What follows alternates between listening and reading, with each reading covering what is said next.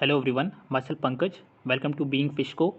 In this video, we will talk about riverine fisheries, that is part of inland fisheries. Very important for your semester exams as well as fisheries related other competitive exam and JRF exams.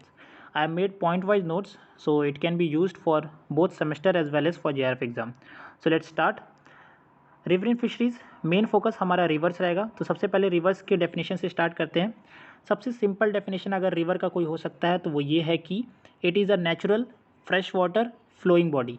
इन तीन शब्दों से river का definition complete हो जाता है। It is a natural fresh water flowing body, जिसमें flowing body को हम लोग लोटिक सिस्टम भी बोलते हैं, स्टेशनरी बॉडी को लेंटिक सिस्टम बोलते हैं और फ्लोइंग बॉडी को लोटिक सिस्टम बोलते हैं। ये भी कॉन्सेप्ट क्लियर कर लीजिए। रिवरिन फिशरीज़ बेसिक एलिमेंट है इनलैंड फिशरीज़ का। इंपॉर्टेंस ऑफ रिवर की अगर बात करें तो क्या क्या इंपॉर्टेंस है। सबसे पहला है ट्रांसपोर्टेशन के लिए रिवर्स का यूज़ होता है। इंडस्ट्रियल सेटअप के लिए रिवर्स का यूज़ करते हैं।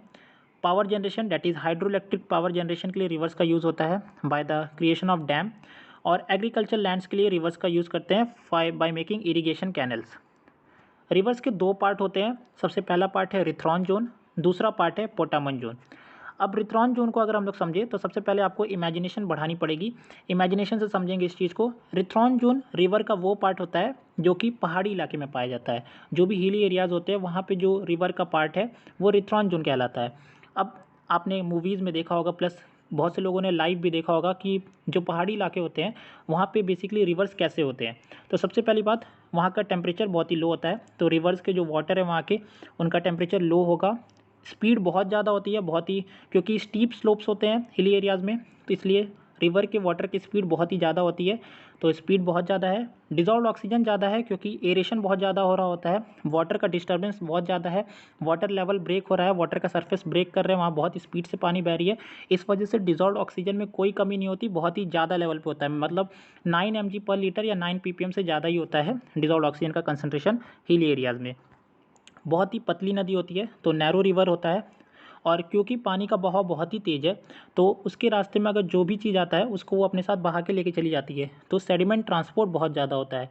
रिथ्रॉन जोन की मेन कैरेक्टरिस्टिक्स हैं, टेम्परेचर लो होता है, स्पीड बहुत ज़्यादा होता है, डिज़ॉल्व्ड ऑक्सीजन बहुत ज़्यादा होता है, स्टीप स्लोप्स होते हैं, नैरो रिवर होता है, सेडिमेंट ट्रांसपोर्ट बहुत ज़्यादा होता है। और चूँकि पानी बिल्कुल भी स्टेशनरी नहीं हो रही है वहाँ पे, इसलिए सेडिमेंटेशन रेट यहाँ पे मैंने कम दिखाया, बट एक्चुअली वो ना के बराबर होता है। सेडिमेंटेशन ना के बराबर होता है और सेडिमेंट ट्रांसपोर्ट बहुत ज़्यादा होता है, दोनों अलग अलग बातें हैं। फिर रिफल्स एंड पूल्स का फॉर्मेशन होता है रिथ्रॉन जोन में, ये एक कैरेक्टरिस्टिक्स है। अब दूसरी बात ये कहते हैं कि देखिए, जब आप भी कभी किसी पहाड़ी इलाके में जाते हैं या हिली एरियाज़ में जाते हैं तो अपने साथ कुछ वहाँ पे अडेप्ट करने के लिए आप ठंडे मौसम के लिए हिसाब से कपड़े लेके जाते हैं अपने साथ, या कंबल या रजाई लेके जाते हैं या स्वेटर लेके जाते हैं। ऐसी चीज़ आप अपने साथ लेके जाते हैं। उसी तरह जो फिशेज़ वहाँ पे रह रही हैं उनके अंदर भी एडेप्टेशन के लिए अलग अलग चीज़ें होती हैं। फॉर एग्जांपल चिलोग्लैनिस बैटिस्टी के पास आपके सकर लाइक माउथ होती है। अब ये क्या करती है कि इतने फास्ट फ्लोइंग वाटर में ये सकर लाइक माउथ से अपने ये फूड को सक करती हैं और एक फ़िल्टर फीडिंग मैकेनिज्म से ये फूड को एब्जॉर्ब कर लेती हैं। एस्ट्रोब्लेफस माइक्रेसेंस के पास संक्शन लाइक पैड होता है जो कि एक तकिए के जैसा काम करता है। इनको इनके वेंट्रल साइड में ये संक्शन लाइक पैड लगे होते हैं जो कि इनको किसी भी तरह से हर्डल्स या डिस्टर्बेंस से या फिर चोट लगने से बचाता है, संक्शन लाइक पैड। ग्लिप्टोथोरैक्स टेलचिटा की अगर बात करें तो इनके pectoral spines hinge like structure में मॉडिफाइड होते हैं जो कि इतने फास्ट फ्लोइंग वाटर में इनको कहीं पर भी अटकने में हेल्प करते हैं या फिर प्रीडेटर प्री मैकेनिज्म में भी हेल्प कर रहे होते हैं। तो ये था बात रिथ्रॉन जोन का। अब आते हैं बात पोटामन जोन पे। पोटामन जोन बेसिकली वही है, जैसे ही आपका रिवर हिली एरिया छोड़ के प्लेन एरियाज में आ गया ज़मीनी लेवल पे, उस रिवर्स के पार्ट को हम लोग पोटामन जोन बोल देते हैं। तो पोटामन जोन की मेन कैरेक्टरिस्टिक वही है जो आप सरफेस लेवल पे आप भी देखते हैं, वही वैसा ही कैरेक्टरिस्टिक्स है। सबसे पहला कैरेक्टरिस्टिक है टेम्परेचर ज़्यादा हो जाता है, डिजॉल्व ऑक्सीजन अब कम हो जाता है क्योंकि वाटर में डिस्टर्बेंस ज़्यादा नहीं है, इसलिए डिजॉल्व ऑक्सीजन लेवल कम हो गया as compare to rhithron zone. Speed कम हो गया है क्योंकि अब रिवर अब वाइडर हो गई है, स्पीड भी वाटर का कम हो गया है क्योंकि अब स्लोप भी नहीं रहा। पहले तो स्लोप था इसकी वजह से स्पीड भी उसको मिल रहा था, अभी तो स्लोप भी नहीं है। सेडिमेंट ट्रांसपोर्ट कम हो गया है क्योंकि स्पीड कम है, इसलिए सेडिमेंट को भी आप आगे वो लेके जा नहीं सकती, इसलिए सेडिमेंट ट्रांसपोर्ट कम हो गया है। और चूंकि अब वो सेडिमेंट को आगे लेके जा नहीं पा रही है तो अब वो सेडिमेंट डिपॉजिट होना शुरू हो गया है, इसलिए सेडिमेंटेशन बढ़ गया है। ठीक है, अब आपको एक कॉमन यहाँ पे स्पीशीज़ की बात किया, लेकिन हम लोग स्पीशीज़ की बात आगे करेंगे, यहाँ पे नहीं करेंगे। वर्ल्ड रिवरिन रिसोर्सेज की अगर बात करें तो टोटल रिवर लेंथ 2,69,000 किलोमीटर है। एरिया की बात करें तो 3,58,000 स्क्वायर किलोमीटर एरिया है। साउथ अमेरिका के पास सबसे ज़्यादा रिवर्स की संख्या है, लॉन्गेस्ट रिवर नाइल है 6,650 किलोमीटर। लार्जेस्ट रिवर अमेजन है 6,400 किलोमीटर। इंडिया की बात करें तो river length including canals 1,95,210 kilometre. Resource potential की बात करें तो 29,000 kilometre. Combined length 45,000 kilometre. Total catchment area 3.12 square kilometre. River basins 113। ये सारे पॉइंट इंपॉर्टेंट्स हैं आपके सेमेस्टर एग्जाम्स में, फिल इन द ब्लैंक्स और ट्रू फॉल्स या फिर मैच द फॉलोइंग जैसे क्वेश्चंस के लिए, और जेआरएफ एग्जाम्स में तो ये डायरेक्टली ये पॉइंट आ सकते हैं। टाइप्स ऑफ रिवर की बात करें तो 3 कैटेगरी में बांटा गया है, major river, medium river and minor river. Major river 15 है, मीडियम 45 है, माइनर रिवर ग्रेटर देन 102 है। किस बेसिस पे? तो ड्रेनेज बेसिन के बेसिस पे बांटा गया है। अगर drainage basin greater than 20,000 square kilometre है तो वो मेजर रिवर्स होते हैं। अगर ड्रेनेज बेसिन 2,000 से 20,000 स्क्वायर किलोमीटर के बीच में है तो मीडियम रिवर्स होते हैं, और लेस देन 2,000 स्क्वायर किलोमीटर है तो माइनर रिवर्स होते हैं। अब क्लासिफिकेशन ऑफ रिवर्स की बात करें तो based on origin it is divided into 2 parts, Himalayan reverse and peninsular reverse. Himalayan reverse वो हैं जो हिमालयन रेंजेस से ओरिजिनेट करती हैं, पेनिनसुलर रिवर्स वो हैं जो कि ईस्ट एंड वेस्ट कोस्ट वाले रीजन से ओरिजिनेट करती हैं। तो हिमालयन रिवर्स के एग्जाम्पल हैं Ganga, Brahmaputra and Indus. Peninsular rivers के एग्जाम्पल हैं आपके आ जाते हैं ईस्ट कोस्ट वाले में MGKC that is Mahanadi, Godavari, Krishna, Kaveri, और वेस्ट कोस्ट वाले में आ जाते हैं नर्मदा, तापी। अब डिफरेंस की बात करते हैं हिमालयन रिवर्स और पेनिनसुलर रिवर्स, जो कि सेमेस्टर एग्जाम में 5 नंबर में पूछे जा सकते हैं, और जेआरएफ एग्जाम से इनसे तो क्वेश्चन नहीं पूछा जाएगा डिफरेंस से, बट सेमेस्टर एग्जाम्स के लिए हेल्पफुल है ये हिमालयन रिवर्स और पेनिनसुलर रिवर्स। तो first of all Himalayan rivers originate from Himalayan ranges, ये पहला पॉइंट हो गया, and peninsular rivers originate from eastern western coast. अब हिमालयन रिवर्स पेरिनियल रिवर्स हैं क्योंकि ये सालों साल बहती हैं, और peninsular rivers not perennial rivers हैं। अब ये दूसरा पॉइंट मैंने अभी इसलिए नहीं बोला था क्योंकि ये पेरिनियल के बाद बताना है ये बात। अब हिमालयन रिवर्स पेरिनियल है, सालों साल बह रही हैं। क्यों सालों साल बह रही हैं? क्योंकि इनका सोर्स दो है, वो है एक स्नो बर्फ़ के पिघलने की वजह से, और दूसरा बरसात के पानी की वजह से, इसलिए ये रिवर सालों साल बह सकती हैं। बट पेनिनसुलर रिवर्स का सोर्स क्या है? बस बरसात का पानी है, मतलब जब तक बरसात का पानी रहेगा तब तक इन रिवर्स के अंदर पानी रहेगा, अगर बरसात का पानी खत्म तो इन रिवर के अंदर का पानी खत्म। ठीक है। ड्रेनेज बेसिन हिमालयन रिवर्स के लार्ज होते हैं और ड्रेनेज बेसिन स्मॉल होते हैं पेनिनसुलर रिवर्स के। ये meandering shape, C shaped, U shaped ऐसे शेप में फ्लो करती हैं हिमालयन रिवर्स, और आपके पेनिनसुलर रिवर्स स्ट्रेट शेप में फ्लो करती हैं। वी शेप वैली का फॉर्मेशन होता है हिमालयन रेंजेस में, यू शेप वैली का फॉर्मेशन होता है पेनिनसुलर रिवर्स के रेंजेस में। अब सीधा बात करेंगे हम लोग गंगा, जो कि लार्जेस्ट रिवर सिस्टम है इंडिया के, उनकी फिशरी की बात करेंगे, उनके फ्लो की बात करेंगे। तो Ganga river fishery includes combined length 8,047 kilometre, direct question JRF के लिए इंपॉर्टेंट हो सकता है। Catchment area 1 lakh square kilometre. Total length 2,525 kilometre. अब बात करें कि फ्लो की गंगा रिवर सिस्टम की, तो सबसे पहले ये ओरिजिनेट करती है गंगोत्री ग्लेशियर से, वहाँ से भागीरथी और अलकनंदा दो नदियाँ निकलती हैं। उन दोनों नदियाँ जाके जहाँ पे मिलती हैं, जहाँ पे भागीरथी और अलकनंदा नदी मिलेगी उस जगह पे गंगा रिवर का फॉर्मेशन होता है। वहाँ से जो नदी आगे बढ़ती है वो गंगा कहलाती हैं। फिर वो पहुँचती है हरिद्वार, फिर इलाहाबाद में ये मिलती हैं, इलाहाबाद नहीं, अब ये प्रयागराज हो गया है। तो गंगा प्लस यमुना, वहाँ पे त्रिवेणी संगम है जहाँ पे गंगा यमुना का मिलन हो रहा होता है। उसके बाद ये पहुँचती हैं फड़क्का बैरेज। अब फड़क्का बैरेज के पास एक बहुत बड़ा सीन होता है, उसके लिए मैंने एक अलग से फ्लो चार्ट बनाया हुआ है। फड़क्का बैरेज में जैसे ही गंगा नदी पहुँचती है, वहाँ पे गंगा नदी 2 पार्ट में डिवाइड हो जाती है, एक बन जाती है G1, एक बन जाती है G2। ये कोई नाम नहीं है, बस ये मैंने टर्मिनोलॉजी यूज़ किया है ताकि समझा सकूँ। तो G1 अलग चली गई और G2 अलग चलेगी, फड़क्का बैरेज से 2 पार्ट में गंगा नदी डिवाइड हो गई। अब पहले G1 के बारे में समझ लेते हैं, जो G1 अलग हुई है फड़क्का बैरेज से वो कहाँ गई। तो G1 नदी आगे बढ़ी और जाके मिली भागीरथी नदी से।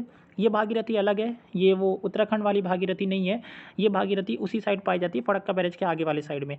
तो वहाँ पे जाके ये भागीरथी से मिलती है G1, और ये फिर बना लेती है, जो आगे रिवर बढ़ती है वो कहलाती है हुगली, और हुगली रिवर फिर पूरे वेस्ट बंगाल कोलकाता साइड में डायमंड हार्बर साइड में फ्लो करते हुए बे ऑफ बंगाल में जाके गिर जाती है। आपकी जो G2 बनी फड़क्का बैरेज से वो किधर गई? वो सीधा घुस गई बांग्लादेश में।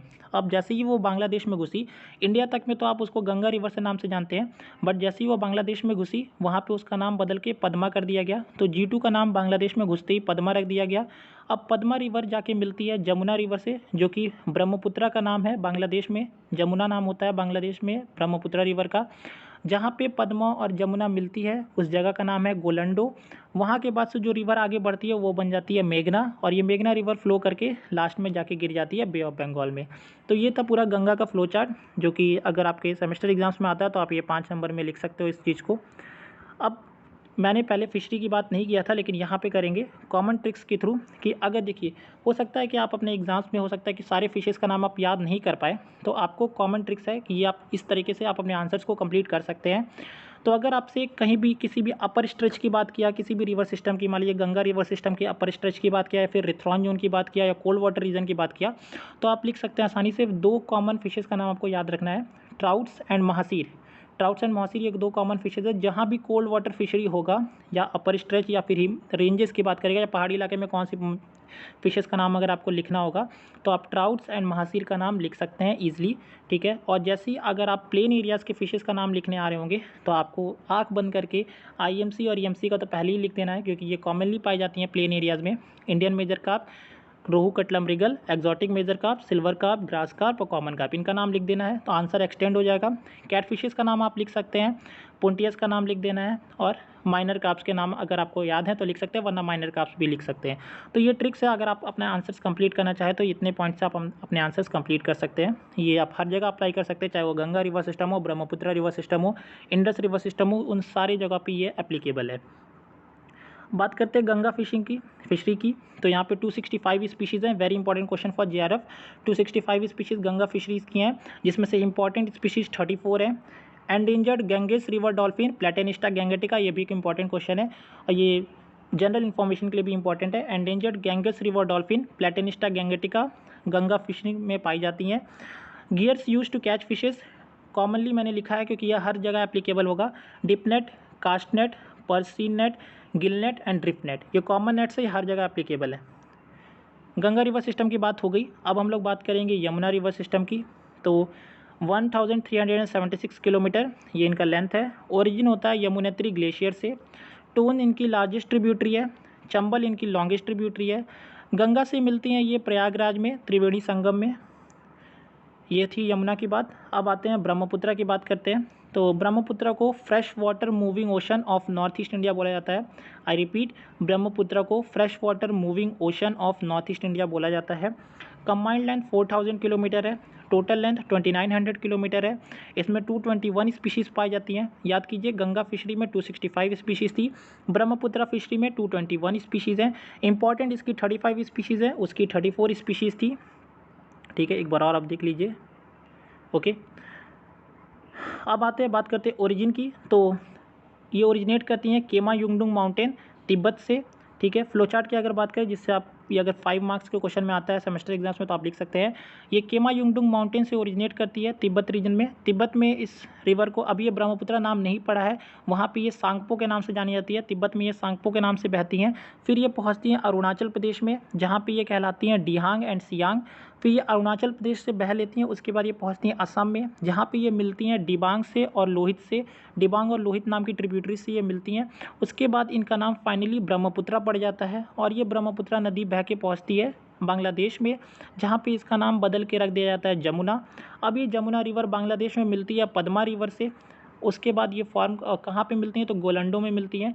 उसके बाद ये फॉर्म कर लेती हैं मेघना रिवर, और मेघना रिवर जाके गिर जाती है बे ऑफ बंगाल में। तो एक्चुअली ब्रह्मपुत्र का भी फॉल कहाँ पे है, बे ऑफ बंगाल में, और गंगा रिवर का भी फॉल बे ऑफ बंगाल में था। फिशरी सेम है, जो गंगा रिवर फिशरी में आप लिखेंगे वही आप ब्रह्मपुत्र रिवर फिशरी में भी लिख सकते हैं। कॉमन टेक्स्ट में मैंने बता दिया है, ठीक है। अब बात करेंगे इंडस रिवर सिस्टम की। तो इंडस रिवर सिस्टम को लोकल नेम में सिंधु बोला जाता है।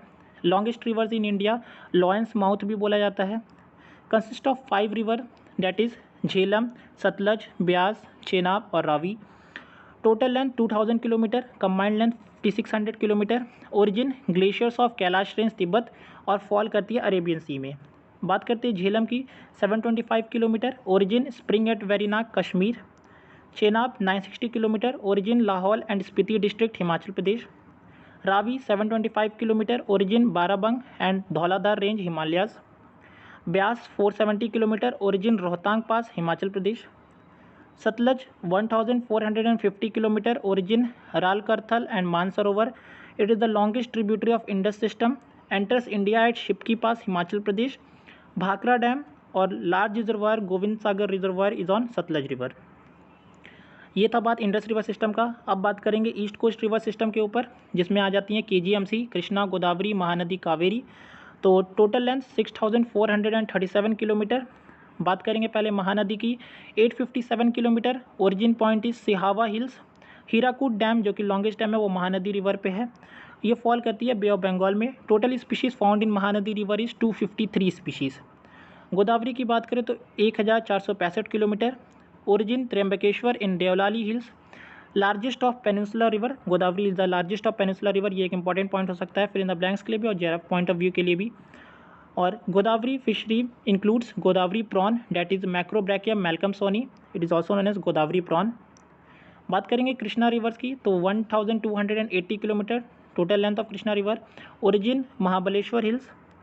Kaveri river 850 kilometre also known as Dakshin Ganga. Origin Brahmagiri hills. Reservoir Mettur reservoir Bhavani Sagar और कृष्णा राज सागर और मेट्टूर डैम भी कावेरी रिवर पे पाए जाते हैं। 80 स्पीशीज़ यहाँ पे होती हैं, जिसमें कि Mozambique tilapia throughout the river पाई जाती है। कावेरी रिवर के थ्रू आउट पाई जाती है Mozambique tilapia, Oreochromis मोजम्बिकस।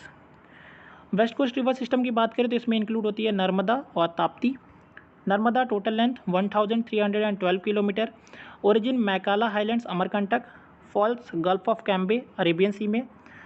Tapti 724 kilometre. Origin Vindhya mountain, यहाँ पे उकाई डैम पाया जाता है। Now name coming to name of fishes जो कि कॉमनली आप लिख सकते हैं। तो अगर आपको अपना आंसर एक्सटेंड करना है तो आप जहाँ पे माइनर कार्प्स या फिर IMC लिख रहे थे वहाँ पे आप किस तरह से अपने आंसर्स को बड़ा कर सकते हैं। तो उसके लिए कार्प्स जब आप लिखेंगे तो आप वहाँ पे लेबियो फिम्ब्रिएटस, लेबियो कालवासु, लेबियो बाटा, लेबियो कॉन्टियस, सिरिनस मृगला और कटला कटला, लेबियो रोहिटा, ये सब लिख के आप अपने आंसर्स को एक्सटेंड कर सकते हैं। कैटफिशेस की जगह पे आप वहाँ पे पूरा एक्सटेंड करना तो आप लिख सकते हैं मिस्टर सिंघाला, मिस्टर आउर, मिस्टर कैवेसियस, वालागू अटू, ये सारे नाम आप लिख सकते हैं। ट्राउट्स में snow trout, rainbow trout, brown trout, ये लिख के आप इनके साइंटिफिक नेम लिख सकते हैं। महासीर में आप लिख सकते हैं डेक्कन महासीर, येलोफिन महासीर, रेडफिन महासीर। तो इस तरह से आप अपने आंसर्स को एक्सटेंड कर सकते हैं फॉर सेमेस्टर एग्जाम्स। और JRF एग्जाम के लिए भी हम लोग सारे पॉइंट डिस्कस कर लिए। रिवर्स के लेंथ से लेकर के जो भी जिस रिवर पे जो भी इंपॉर्टेंट चीज़ थी उसके बारे में मैंने इंक्लूड कर दिया है। Okay, so that's all for this video of riverine fisheries, important part of inland fisheries. Thanks for your patience, keep sharing the video. मिलते हैं नेक्स्ट वीडियो में। Till then stay safe.